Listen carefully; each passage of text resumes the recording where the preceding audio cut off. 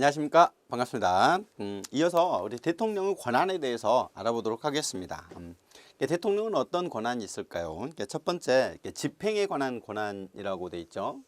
자, 행정에 관한 최고 결정권과 일단 대통령의 마지막 결재가 이루어져야 행정에 관한 결정이 이루어져요. 예를 뭐 4대강 사업이 됐던, 그다음에 또는 코로나19에 대한 대응 방안으로서 예를 들면 뭐 초등학생, 중학생들의 학교를 일단 뭐 출석을 금지한다, 또는 이제 온라인 교육을 한다. 자, 이런 것들은 다 행정에 관한 최고 결정을 대통령의 결재가 필요하죠. 최고 지휘권을 갖고 있고, 그러니까 법률 집행권을 갖고 있으면 외교에 대한 권한으로서 이 조약 체결권이랄지 이런 것들이 있죠. 그러니까 정부 구성권으로서 국무위원 임명권, 그다음에 공무원 임명권이 있습니다. 그리고 국군 통수권, 영전 수요권, 그리고 재정권, 이런 것들이 집행에 관한 권한입니다. 이런 수여해주고요. 그다음 긴급권과 관련해서 긴급한 상황에서는 어떠냐? 이 긴급 명령을 발할 수 있어요. 긴급 명령권. 이 긴급 명령권을 발동을 하게 되면 법률과 동급이 됩니다. 대통령은 국가 안위에 관한 중대한 교전 상태입니다. 중대한 교전 상태가 있을 때 국가의 보위를 하기 위해서 긴급한 조치가 필요하다. 국회의 집회가 불가능할 때, 이제 국회의 집회가 불가능해요. 그러니까 이게 국회에서 원래 법률을 만들어야 되거든. 근데 지금 국회 집회가 불가능할 때 법률의 효력을 가진 명령을 발할 수 있어요. 이게. 그럼 여기서는 긴급 명령이라는 것은 중대한 교전 상태여야 되고, 이 집회가 불가능해야 돼요. 이 요건 하에서 지금 명령을 발하면 이게 법률과 똑같은 거. 원래는 법률로 만들어야 되는데 법률과 동급의 긴급 명령권을 발할 수 있다. 언제? 중대한 교전 상태에서. 그다음에 긴급 재정 경제 처분 명령이 있습니다. 대통령은 내후 외환 천재지변, 좀 전에 중대한 교전 상태에서 긴급 명령했다면 천재지변, 중대한 재정 경제상 위기 상태예요. 어떻게 보면 뭐 코로나19에 의해서 경제상 큰 위기에 봉착했다. 이제 이럴 때 재정경제 처분 명령권을 발할 수 있죠. 국가안전보장 공공안녕 질서를 유지하기 위해서 긴급한 이 조치가 필요하다. 국회의 집회를 기다릴 여유가 없다, 이렇게 되죠. 아까는 집회가 불가능하다 이렇게 있고, 여유가 없다. 최소한으로 필요한 재정경제상 처분을 하거나 이 법률 효력의 명령을 발할 수 있어요. 그래서 보면은 긴급 재정경제 처분 명령과 긴급 명령이라는 요건이 약간 차이가 있어서 그 요건을 잘 보시고, 그다음 계엄 선포권이 있죠. 대통령은 전시, 사변, 이에 준하는 국가 비상사태에 병력으로서 군사상 필요에 응하거나 공공안녕 질서를 유지할 필요가 있을 때 법률이 정하는 바에 의해서 계엄법이 있거든요. 계엄을 선포할 수 있다, 이렇게 되죠. 자, 그다음에 이 국회의 입법에 관한 권한이 있습니다. 법률안 제출권. 그래서 국회에다가 법률안을 제출할 수 있고, 법률을 의결을 해서 넘어오면 법률안을 거부할 수 있고, 그다음 법률 공포권이 있습니다. 그리고 행정입법권에서 대통령령 제정권, 그리고 헌법 개정 제한권, 임시국회 소집 요구권, 그리고 국회 출석 발언권이 있어요. 근데 발언 의무까지는 없었죠. 국회에 대한 의사 표시권이 있고요. 사법에 관해서 사면권이 있죠. 일반 사면을 갈 수 있고, 위헌정당 해산 지속권이 있습니다. 그래서 위헌정당 해산으로서 예전에 통합진보당이 해산됐죠. 국민투표 부의권이 있는데 대통령은 필요하다고 인정할 때에는 외교, 국방, 통일, 그러니까 국가 안위에 관해서 중요 정책에 대한 국민투표를 하는 거예요. 이 대통령은 선거하고 달리 이게 중요 정책에 대해서 국민투표를 붙일 수 있는데, 대통령이 이러한 중요 정책에 대한 국민투표 부의권이 있다. 자, 그다음 넘어가시죠. 행정입법이라는 게 나와요. 행정입법이라는 건 원래 법률이라는 건 국회에서 만들어야 되잖아요. 근데 대통령령, 그다음에 총리령, 이런 것이 있는데, 행정입법으로서 이게 위임입법이 있어요. 위임. 뭐냐면 이러이러한 건 대통령령으로 정한다, 이런 게 있거든요. 예를 들면 도로교통법이 있어요. 그러니까 도로교통법에서 뭐라고 하냐면 범칙금이라는 건 20만 원 이하인데 구체적인 범칙 금액에 대해서는 국토교통부령으로 정한다, 이렇게 돼 있단 말이에요. 이게 위임명령이죠. 그러면 거기에 뭐 신호 위반하면 6만 원, 뭐 또는 이제 속도 위반하면은 뭐 3만 원짜리도 있고 6만 원짜리도 있고, 이게 나눠지잖아요. 그래서 이게 위임입법이란 국회의 입법권을 전제로 해서 국회에서 이렇게 위임을 해주는 거예요. 국회가 그 입법권을 행정부, 즉 대통령이나 국무총리나 각부 장관에게 이렇게 기관에 위임을 해요. 그러면 그중에서 행정부에 대한 입법권은 위임, 행정권에 대한 입법을 행정입법이라고 하게 되는데, 보시면 이렇게 대통령령, 총리령, 부령이 있어요. 이게 대통령이 하면 대통령령, 총리가 받으면 총리령, 각부 장관이 하면 부령, 이렇게 됩니다. 행정입법은 재정권자가 누구인가에 따라서 대통령을 총리령, 부령으로 나눠지고, 헌법에서는 대통령령 재정권, 총리령, 부령 재정권을 각각 규정하고 있어요. 이게 중요한 거죠. 여기 보시면 대통령령, 총리령, 부령, 이건 있어요. 근데 이건 없어요. 감사원 규칙. 감사원은 규칙 재정권이 있다. 이거는 헌법에는 없다는 거죠. 감사원 규칙 재정권 이건 없죠. 법규명령과 행정명령이라고 해서요. 여기에 보시면 행정 입법은 법규명령과 행정명령. 뭐 행정명령이라기보다는 또 이제 행정규칙이라는 말을 더 쓰죠. 법규명령은 행정기관은 헌법에 근거해서 이런 게 법규명령이에요. 이제 권리 의무에 관한 사항을 규정하는 거. 근데 법규명령은 위임명령과 집행명령으로 나눠져요. 위임명령이라는 것은 방금 대통령령으로 정한다, 국토교통부로 정한다 이걸 말하고, 이 집행명령이라는 건 절차를 정하는 걸 말하는 거예요. 행정명령 또는 행정규칙, 오히려 행정규칙이라는 말을 더 많이 쓰는데 행정기관의 그 헌법상 근거 없이 자신의 고유 권한으로 제정하는 거예요. 그래서 근무규칙 같은 걸 말합니다. 이게 훈령이라고도 말하고요. 대표적인 뭐 훈령, 대통령 훈령 뭐 이런 것들이 바로 행정규칙으로 가는 거예요. 내부적인 조력이에요. 이런 것들을 말해서 행정부에서 하는 법이다 이렇게 알아두시면 되겠습니다. 다음 넘어갈까요? 이제 행정부로서 대통령을 받고 이제 국무총리를 보면 국무총리는 2인자죠. 집행기관은 대통령 보좌를 해요. 그래서 대통령의 명을 받아서 행정업부를 통할하는 기능을 하고, 중요 정책 심의함에 있어서도 국무회의 부의장이에요. 이게 대통령이 의장이니까요. 대통령을 보좌하고 대통령 모든 국법상행에 부서라는 게 이제 사인을 들어가는 거예요. 이렇게 결제 라인이 있거든요. 이제 그러면 장관이 하고 그다음에 국무총리가 서명을 하게 되죠. 부서를 하게 되면 본인 책임이 따르거든요. 거기에 대한 책임을 지는 거죠. 대통령의 권위 탄핵이 됐다. 그러면 이제 그때 대행권을 갖고 있죠. 사고라는 것은 대통령이 해외 순방을 한다 이럴 때, 직무를 수행할 수 없을 때 권한 대행을 하죠. 예전에 박근혜 전 대통령에 대해서 황교안 전 뭐 이렇게 총리가 대행을 했거나 이런 경우가 생기죠. 국무총리 신분이에요. 대통령은 국회의 동의를 얻어 국무총리 임명한다. 그래서 여기에는 그냥 인사청문회만 그치는 게 아니라 국회의 동의가 있어야 돼요. 그러니까 동의가 없으면 국무총리 임명 자체가 무효가 되죠. 왜냐하면 이용권이기 때문에. 국무총리 임명 당시 군인은 현역을 면하는가 아니면 국무총리 임명될 수 없다. 그래서 군인이 국무총리가 될 수 없어요. 국회의원의 겸직과 관련해 직접적인 규정은 없다. 이제 국무총리 의원직을 겸할 수 있다. 이제 국무총리 의원직을 겸할 수 있다. 이렇게 되죠. 의원이 바로 국무총리가 될 수가 있는 것이죠. 이렇게 됩니다. 그다음에 권한입니다. 이제 국무위원이 있어요. 그러면 국무회의라는 것이 있는데, 국무회의라는 것은 의장이 대통령, 부의장이 국무총리, 그리고 이제 국무위원으로 구성이 됩니다. 국무위원과 행정각부장의 임면에 관한 제청권, 이게 이제 총리가 하는 거죠. 국무위원 해임 건의권, 그다음에 국회 부의장이 되어서 심의에 참여할 권한, 국회 출석 발언권도 있고요. 그리고 행정각부의 통할권, 총리령 발표권 이런 것들이 있죠. 국무총리가. 자, 국무위원입니다. 자, 국무위원은 국무회의 구성원이에요. 집행부 권한의 조건은 중요 정책에 대해서 심의할 권한과 책임을 지게 되죠. 대통령 보좌기관으로서 대통령을 보좌할 권한 책임이 있고요. 현역을 면하는가 아니면 임명할 수 이렇게 면한 후에만 임명할 수 있다. 그러니까 국무총리가 똑같은 거예요. 한마디로 군인 신분으로 국무위원이 될 수 없죠. 국무위원은 국무총리의 제청으로 대통령이 임명한다. 아무튼 이렇게 되죠. 그다음에 행정각부장이 있어요. 행정각부장 장관을 말하는 건데, 국무위원 중에서 국무총리 제청 대통령 임명을 하게 됩니다. 자, 행정각부장은 국무위원의 지위와 행정각부 장관의 지위를 이중적 지위를 갖고 있습니다. 자, 행정각부장은 소관사무에 관해서 법률이나 대통령 위임에 의해서 직권으로 부령을 받을 수 있다. 아무튼 직권으로 하는 걸 집행명령이라고 하는 거예요. 얘를 집행명령 이렇게 말하고, 위임에 의한 것을 위임명령 이렇게 말을 합니다. 자, 그러면 여기에 이제 행정각부장이라고 하면 예를 들면 법무부다. 그러면 법무부령 이렇게 말하는 거예요. 법무부령. 그다음에 행정안전부다. 행정안전부령.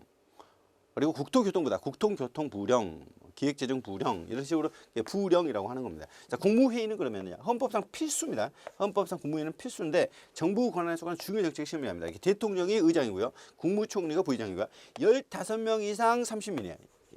15명에서 30인 이하의 국무위원으로 구성합니다. 이제 그 국무위원 중에서 행정각부 장관을 이제 임명하는 거고요. 15명에서 30명입니다. 두 배죠. 15, 30. 대통령 국무회의 의장이 되고 부의장은 국무총리입니다. 넘어가실까요? 자, 그럼 자문기관이 있습니다. 자문기관은 구성력은 없어요. 자문기관은 대통령 자문기관인데 국가안전보장회의가 있습니다. 이게 헌법과 필수입니다. 이게 이런 게 중요하죠. 국가안전보장회의를 둔다. 이게 필수라는 거는 이렇게 둔다. 이렇게 돼요. 둔다. 둘 수 있는 것이 아니라 둔다. 의무라고 하면 둘 수 있다 이런 거죠. 둘 수 있다. 안 둬도 되는 거잖아요. 이렇게 되는 건데, 그러면은 국가안전보장회의는 반드시 돼야 되는 거고, 민주평화통일자문회의가 있는데 여기에는 민평통의 경우에는 둘 수 있는 거죠. 자, 그러면 국가안전보장회의 경우는 국가안전보장은 대외정책이나 군사정책 그다음에 국내 정책 수립에 관해서 국무회의 심의를 앞서 대통령이 자문에 응하기 위해서 둔다 이렇게 돼. 둔다 이렇게. 그다음에 여기는 둘 수 있다 이렇게 되는데 여기 둘 수 있다랄지 둔다랄지 그럼 틀리게 되죠. 그래서 평화통일 정책을 수립하기 위해서 이 자문회의를 둘 수 있는 거고 국가 안보와 관련해서는 이제 국가안전보장회의를 둔다 이렇게 되죠. 그다음에 국민 경제 자문회의가 있는데 의무죠. 의무기관이니까 둘 수 있다죠. 둘 수 있다 이렇게 돼요. 국민 경제가 발전을 위해서 중요한 정책 수립을 위해서 자문기관이에요. 그러니까 둘 수 있다 이렇게 되죠. 그다음 국가 원로 자문회의도 의무기관이에요. 의무기관. 둘 수 있다 이렇게 되죠. 이제 국정원 중요 사항에 대해서 대통령 자문에 응하기 위해서 국가 원로로 구성이 된 국가 원로 자문회의를 둘 수 있다. 그다음에 또 과학기술 자문회의가 있습니다. 이 의무기관입니다. 둘 수 있다. 둘 수 있다. 자, 국가는 과학기술 혁신 정보통신을 위해서 자문회의를 둘 수 있다 이렇게 되죠. 자, 그다음 감사원으로 보죠. 감사원은 이제 대통령 직속기관으로 되어 있습니다. 대통령 직속기관은 감사원과 국가정보원이 있는데 이 감사원은요 이렇게 세입 세출 결산 국가법률에 정한 단체의 회계검사, 행정위와 공무원에 대한 감찰, 직무감찰인데 이런 거를 두고 있고 대통령 소속이에요. 대통령 직속으로서 감사원과 그리고 이제 국가정보원이 있죠. 둔다. 자, 감사원은 필수겠죠. 대통령 소속으로 설치한 기관 필수기관입니다. 필수기관 둔다. 이렇게 둔다. 자, 구성을 보면 감사원은 원장을 포함해서 5명 이상 11명이에요. 11명. 9명 아닙니다. 7명, 9명 아니고요. 11명. 5명에서 11명이 하고 감사원을 구성한다. 이렇게 되죠. 그 다음 보시면, 임기를 보면, 원장은 어때요? 국회 동의가 있어야 돼요. 국회 동의를 얻어. 원장은 국회 동의를 얻어. 국무총리가 하죠. 대통령 임명하고. 임기 4년입니다. 이게 4년. 국회의원하고 같죠. 1차에 하나요? 1차 하나에 중임할 수 있다. 대통령이 중임 금지죠. 근데 이게는 한 번 중임할 수 있어요. 원장이. 그다음에 이제 감사위원은 원장의 제청으로 대통령이 임명해요. 원장의 제청으로. 임기는 4년인데 이게 국회 동의가 필요 없죠. 감사 원장은 국회 동의가 필요한데 감사위원은 국회 동의가 필요 없어요. 1차에 중임할 수 있다. 둘 다. 넘어가시죠. 자, 감사원의 권한은 뭐 국가 결산과 회계검사권이죠. 결산이라는 것은 이제 잘 썼느냐 작년에 이런 거죠. 세입 세출 결산을 매년 검사해서 대통령과 차년도 국회. 차년도 국회요. 차기도 아니고요. 차기 국회가 아니고요. 차기는 이제 다음 임시국회 그러잖아요. 차기가 아니고 차년도 국회입니다. 그걸 보고해야 된다. 감사원은 직권, 국회의 감사를 요구나 국민의 감사 청구인데 국민의 감사 청구는 19세 이상이 300명 이상이 서명을 하게 되면 이게 감사 청구가 돼요. 행정기관이나 공무원은 직무에 대한 감찰을 한다. 자, 그다음 선관위예요. 선관위는 뭐 선거 때 이제 많이 보게 되죠. 우리 헌법의 선거, 국민투표, 공정한 관리, 그래서 정당에 관한 사무도 처리하기 위해서 이렇게 선관위를 두는데 선관위는 바로 정당 사무도 돼요. 그 조직 기능에서 입법, 행정, 사법으로부터 독립돼야 됩니다. 신분이 보장이 되고 대통령조차도 직무에 간섭할 수 없죠. 자, 구성을 보면 이제 대통령이 3명을, 그다음에 국회가 3명을, 그다음에 대법원장이 3명을 위원으로 구성해서 위원장은 위원 중에서 호선이에요. 호선이라는 건 이 9명이 모여서 뽑는 겁니다. 임명이라고 쓰면 안 돼요. 대통령이 임명한다 또는 대통령이 지명한다 이렇게 하면 틀리게 되죠. 호선이죠. 호선이라는 것은 이 9명이 모여서 뽑는 것이요. 대통령이 3명, 국회의 3명, 그 다음에 대법원장이 3명 이렇게 되어 있고요. 호선 이렇게 됩니다. 그 다음에 지위를 보면 자, 위원의 임기는 6년입니다. 위원의 임기는 6년이에요. 6년. 자, 위원은 정당 가입, 정치에 관여할 수 없으며 탄핵, 금고 이상의 향후 선거에 파면되지 않는다. 이게 신분이 보장이 되죠. 정치하면 안 됩니다. 위원은. 탄핵이나 금고 이상이죠. 금고 이상은 벌금은 안 들어가요. 여기. 금고 이상은 벌금이나 이런 건 들어가지 않죠. 그다음 중앙선거관리위원회는 법령을 포함해서 선거관리, 국민투표관리, 정당사무에 관한 규칙을 제정할 수 있다. 규칙을 제정할 수 있다. 근데 앞에 이제 감사원 규칙은 없었죠. 규정이 헌법에. 법률에 저촉되지 않는 범위에서 내부 규율을 정할 수 있다. 이렇게 해서 중앙선거관리 규칙은 헌법 규정 근거가 있어요. 각급 선거관리위원회는 선거인 명부 작성 등 선거사무와 국민투표 사무에 관하여 관계행정위원회에 필요한 지시를 할 수 있다. 이렇게 되죠. 자, 넘어가실까요? 법원입니다. 법원은 이제 사법권 독립으로 이렇게 이제 내용을 다뤘습니다. 자, 공정한 재판을 하기 위한 거죠. 공정하고 정당한 재판을 통해서 인권을 보장하고 법질서 유지랄지 헌법 소홀하는 목적을 달성하는 수단이죠. 특히 이제 뭐 시위 진압을 하다가 물대포에 의해서 백남기라는 분이 사망했다. 이랬을 때 뭐 손해배상 소송이랄지 재판을 하잖아요. 그래서 인권 침해를 했는지, 법질서 수호를 또 경찰이 잘 했는지 이런 것들도 심판을 하는 것이니까요. 자, 법원 조직 운영 기능 면에서 입법부와 독립되어 있습니다. 자, 직무상 독립되어 있죠. 직무상 독립되어 있습니다. 법관은 헌법과 법률에 의해서 그 양심에 따라 재판을 합니다. 법관이 타기관이나 소송 당사자, 사법부 내부로부터 독립한 재판을 할 수 있는 거죠. 자, 그다음에 신분상으로도 독립이 돼 있죠. 이 인적 독립이라고 하는데 그러니까 법관은 임기, 자격, 신분, 법률로 정한다. 법원 조직법이 있어요. 보장을 말한다. 재판상 독립은 법관의 신분이 보장될 때만 가능하게 되겠죠. 그다음에 법관의 신분 보장이 있어요. 그럼 대법원장은 대법원장이세요. 대법원장. 국회의 동의가 있죠. 그러니까 감사원장도 국회 동의가 필요 있는데 국회의 동의로도 대통령이 임명한다.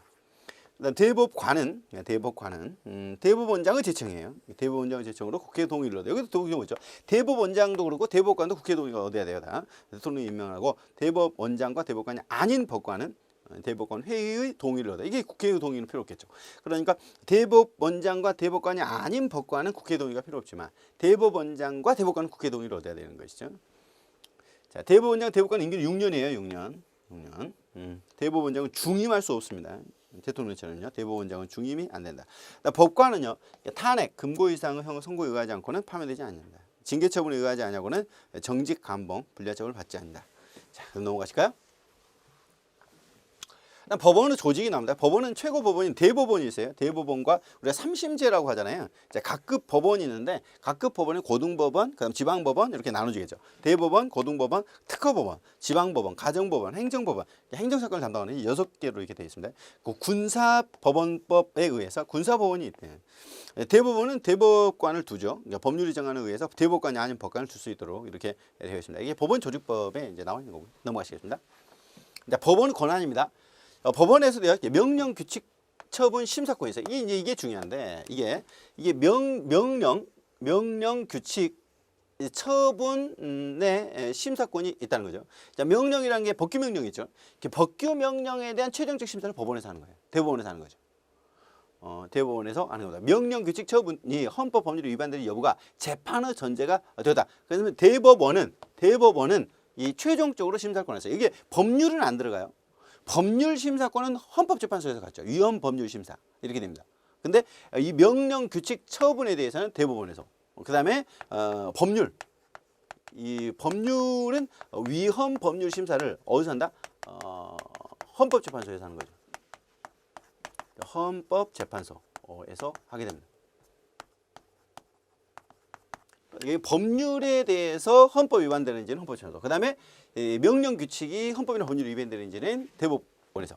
대법원 규칙 제정권이 있어요. 대법원도 법률에 저촉되지 않는 범위 내에서 규칙을 제정할 수 있고요. 그다음에 위헌 법률 심판 제청권이 있어요. 그러면 아까 위헌 법률 심사는 헌법재판소에 하는데 헌법재판소에다가 제청을 할 수 있죠.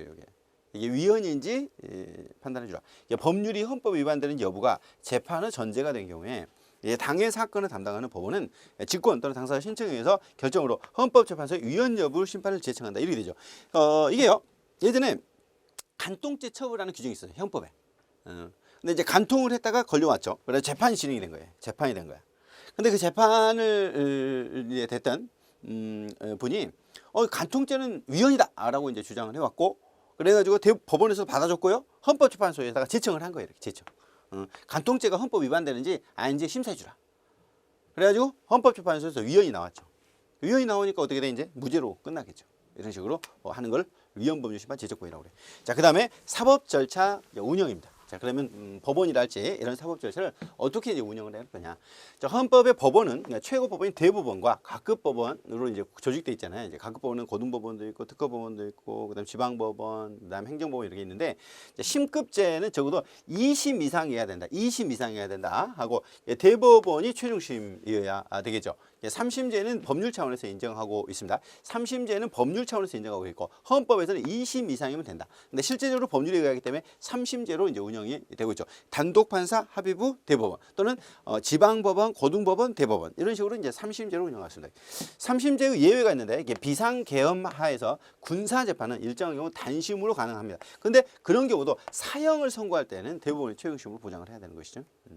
자, 운영을 보면 재판의 심리와 판결은 공개해야 돼. 심리와 판결은 공개한다. 공개 재판 원칙을 규정하고 있어요. 예외적으로 심리는 심리 여기 판결이라고 쓰면 안 돼요. 심리는 국가안전보장, 안녕질서를 방해하거나 선량한 풍속을 해야 할 우려가 있을 때 이렇게 공개하지 아니할 수 있어요. 근데 이게 판결은 어떠한 경우에도 공개해야 되는 거죠. 그러면 심리가 있고 판결이 있는데 심리는 비공개할 수 있지만 판결은 반드시 공개해야 된다. 이 결론을 공개 안 하면 안 되죠. 유죄 판결 나왔다 안 나왔다 이런 것들을 비공개로 하면 안 됩니다. 그다음 넘어가시죠. 이제 헌법재판소가 났어요. 헌법재판소. 헌법재판소는 어떻게 보면 이제 그 사법부의 확장이라고도 볼 수 있을지 모르겠습니다만, 아무튼 헌법재판소는 제4의 국가기관이라고 이렇게 많이 봅니다. 헌법재판소는 헌법에 관한 분쟁이나 헌법 해석에 관한 사법 절차에 해결합니다. 기본권을 최종적으로 보장하기 위해 설치된 헌법기관인데, 박근혜 전 대통령에 대한 탄핵 사건으로 이 헌법재판소에 대해서 많은 사람들이 좀 알게 됐죠. 헌법재판소 구성입니다. 헌법재판소는 법관의 자격을 가진 구인의 재판관으로 됩니다. 그래서 법관 자격이 있어야 돼요. 재판관으로 구성하고 재판관은 대통령이 임명을 하도록 되어 있습니다. 대통령이 임명합니다. 자, 근데 이제 임명할 때 3명은 국회에서 선출하고요. 그다음에 3명은 대법원장이 또 지명을 하고요. 그리고 이제 3명은 이제 그 대통령이 이렇게 지명을 선출해서 하는 겁니다. 그래서 헌법재판소는 국회의 동의를 얻어 재판관 중 대통령이 임명한다. 아무튼 헌법재판소장은 국회의 동의가 또 필요해요. 자, 아무튼 대통령이 임명을 하는데 9명 다 추천 이 선출을 국회에서 3명 선출하고 그다음에 대법원장이 또 지명하는 3명이 들어가요. 자, 넘어가시죠. 재판관 임기 및 신부보장인데 역시 6년이 많죠. 대부분 6년. 대통령 5년, 국회의원은 4년. 그리고 여기에 보면 헌법재판소 재판관 임기는 6년. 뭐 감사원장도 6년 뭐 이렇게 되죠.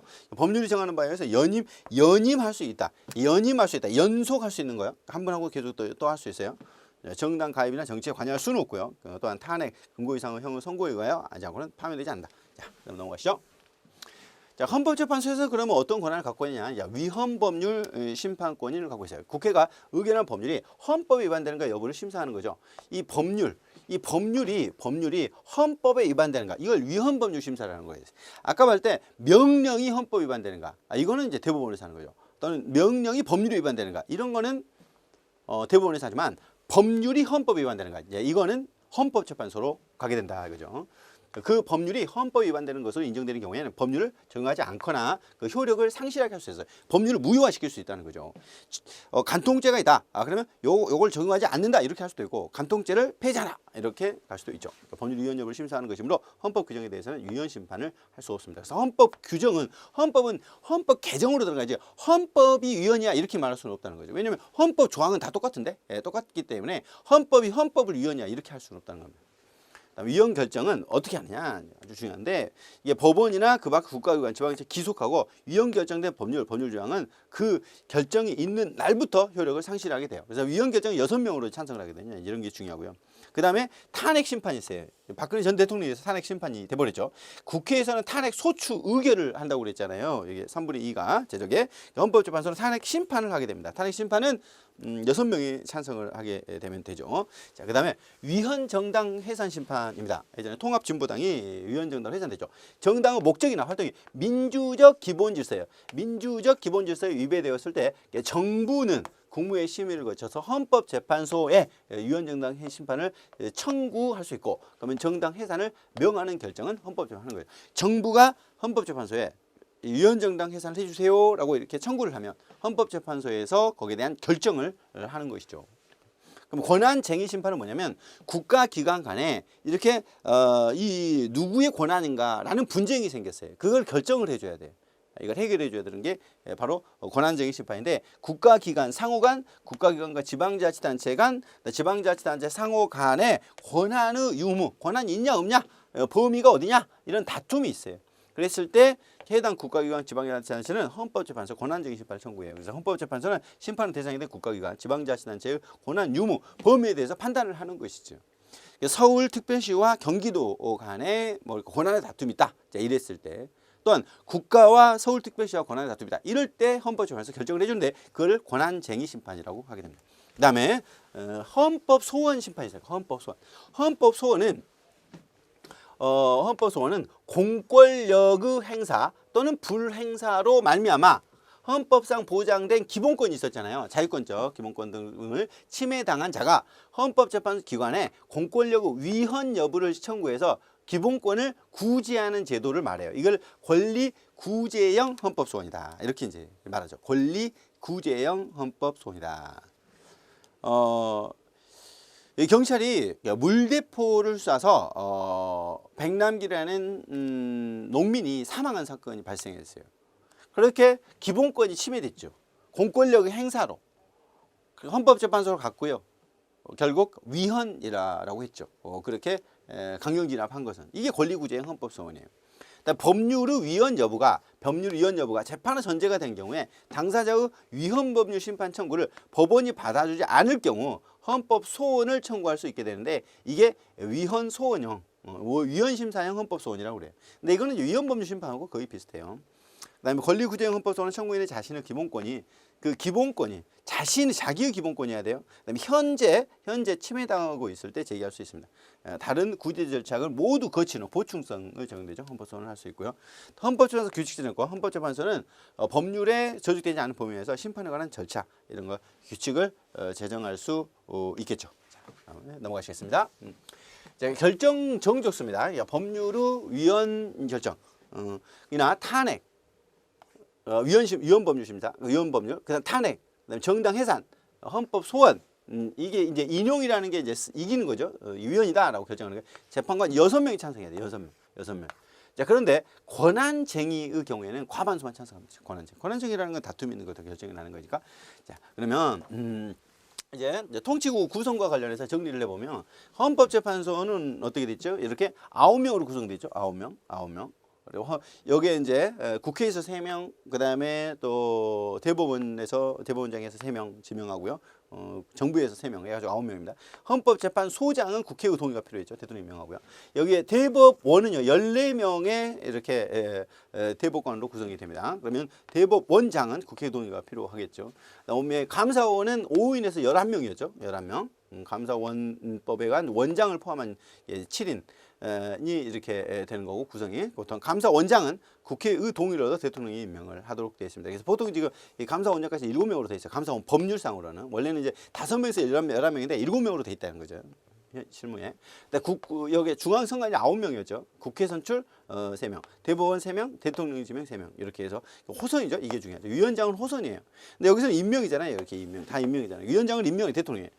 물론 국회의 동의는 얻죠. 근데 여기에는 국회 동의 문제가 아니라 호선이란 말이죠, 여기에.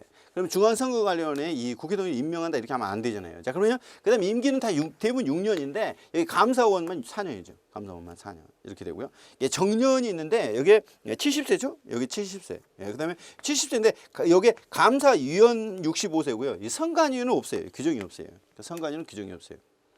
이제 보충해서 잘 보시고 그 다음에 넘어가 보시면 연임 문제가 나옵니다. 연임.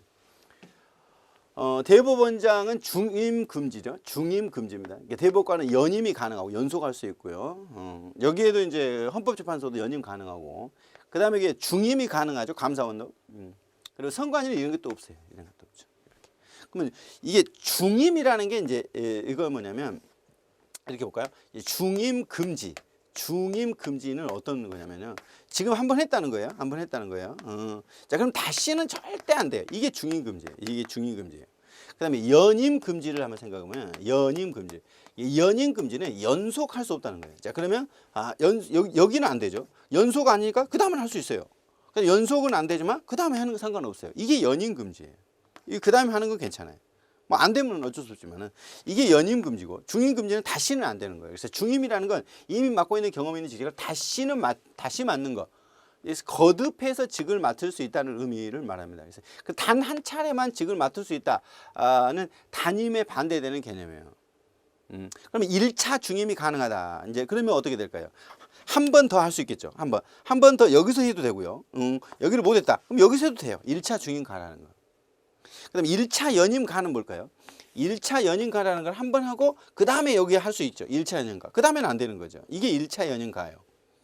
이렇게 되겠죠. 연임은 어떤 직책의 임무를 채우고 또 이어서 직책을 하는 거예요. 그 다음으로.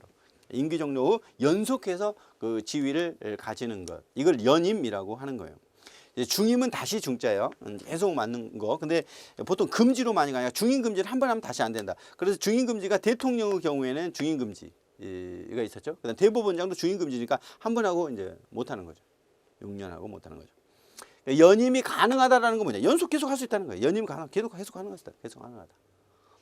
1차 연임 가 하면 한 번 더 연임하고 그다음엔 안 된다. 이제 이렇게 되겠죠.